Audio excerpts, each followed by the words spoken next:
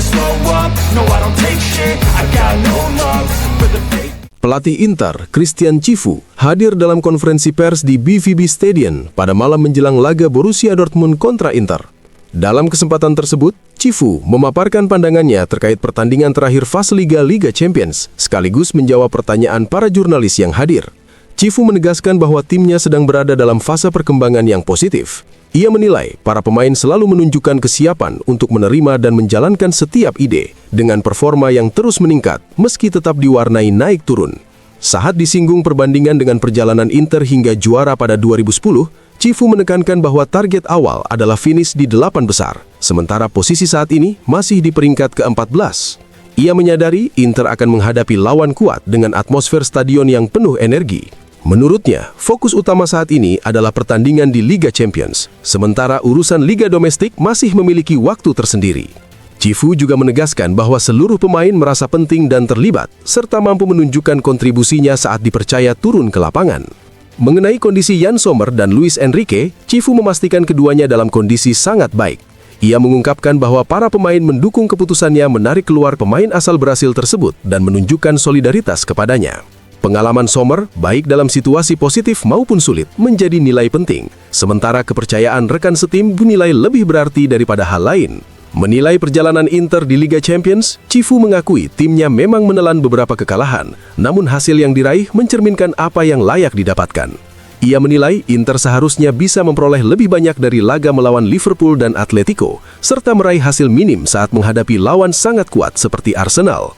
Meski demikian, Cifu menyoroti perkembangan signifikan tim dalam 2 bulan terakhir. Ia menegaskan bahwa musim sempurna tidak pernah ada dan kesalahan harus diterima untuk kemudian diperbaiki.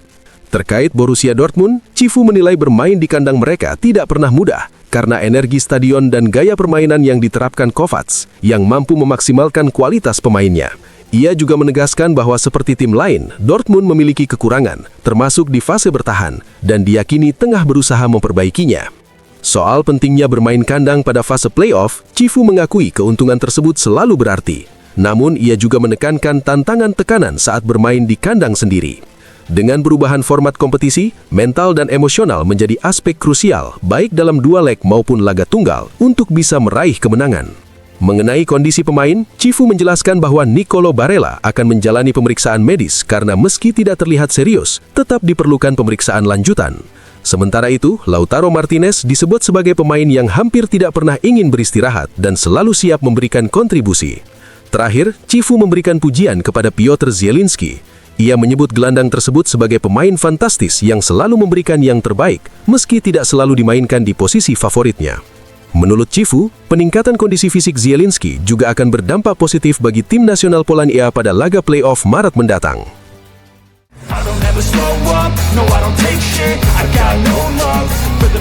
Jan Bisek mendampingi pelatih Inter, Christian Cifu, dalam konferensi pers jelang laga terakhir fase Liga Champions antara Borussia Dortmund dan Inter.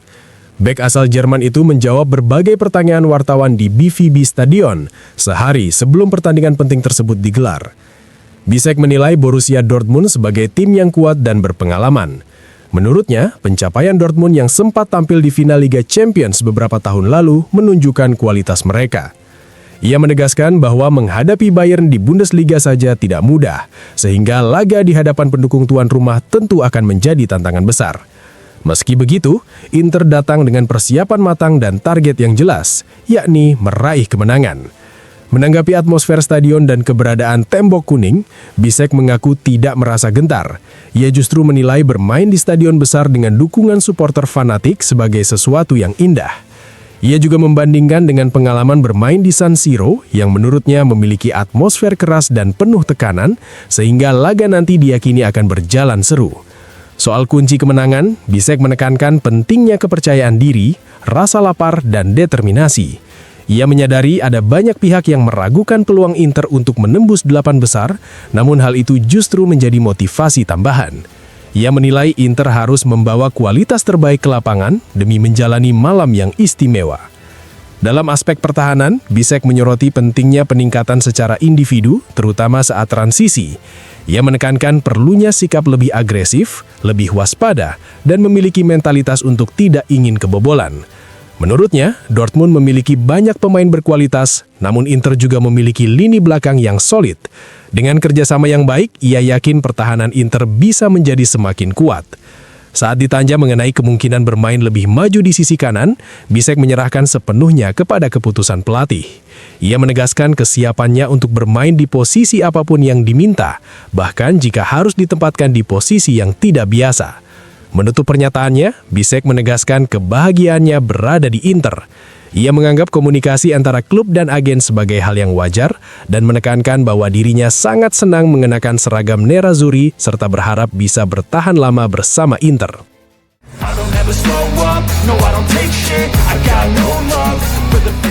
Inter Milan dilaporkan masih membuka opsi untuk merekrut gelandang dengan karakteristik berbeda dari yang ada di skuad saat ini. Setelah sebelumnya mengincar Manu Kone pada musim panas, minat manajemen Nerazzurri kini beralih kepada pemain yang sudah dikenal di Liga Italia. Menurut laporan dari calciomercato.com, Inter mempertimbangkan untuk memanfaatkan situasi kontrak Frank Kessie. Gelandang asal Pantai Gading itu dijadwalkan akan menjadi pemain bebas transfer pada Juni mendatang setelah masa kontraknya dengan Al Ahly berakhir. Kessie, yang pernah membela Cesena dan AC Milan, bukanlah nama baru bagi Inter. Dialog antara pihak klub dengan pemain berusia 29 tahun tersebut dikabarkan telah terjadi di masa lalu. Meski demikian, masa depan Kessie belum sepenuhnya jelas. Beberapa opsi masih dalam pertimbangan, termasuk kemungkinan memperpanjang kontrak dengan klub Arab Saudi saat ini. Namun, daya tarik untuk kembali ke Eropa disebut sangat kuat, dan Kessie dikabarkan akan mengevaluasi setiap tawaran sebelum membuat keputusan akhir.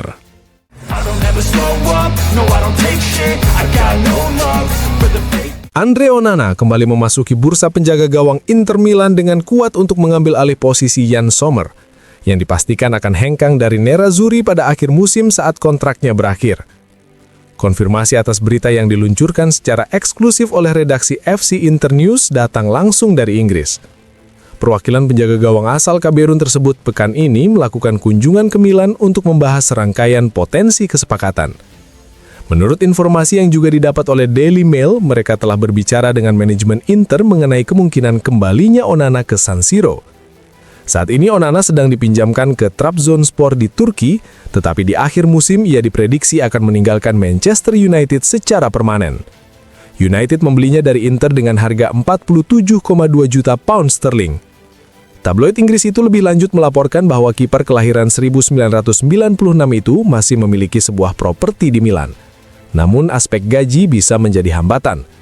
Perlu diingat bahwa sang penjaga gawang masih memiliki kontrak 2,5 tahun dengan Setan Merah, sehingga United mungkin harus membayarnya agar kesepakatan dapat terwujud.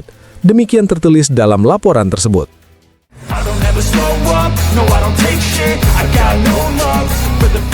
Sejumlah rumor telah beredar pasca laga Inter melawan Arsenal, yang menjadikan Pio Esposito sebagai pusat perhatian klub-klub Inggris. Kabar tersebut sempat mengkhawatirkan para pendukung Nerazzurri akan ancaman godaan dari Premier League. Fabrizio Romano, jurnalis transfer terkemuka, kini menepis kekhawatiran itu. Mengenai prospek muda berusia 20 tahun yang kini dilatih Christian Chivu itu, Romano menyampaikan kepastian. Inter, terlepas dari segala tawaran yang mungkin datang, tidak berniat melepas pemain kelahiran 2005 tersebut. Hubungan antara pemain dan klub, mulai dari direksi, Chivu, rekan setim, hingga seluruh lingkungan Inter secara umum, disebut sangat baik. Tidak ada tawaran apapun yang diyakini dapat menggoyahkan solidaritas tersebut.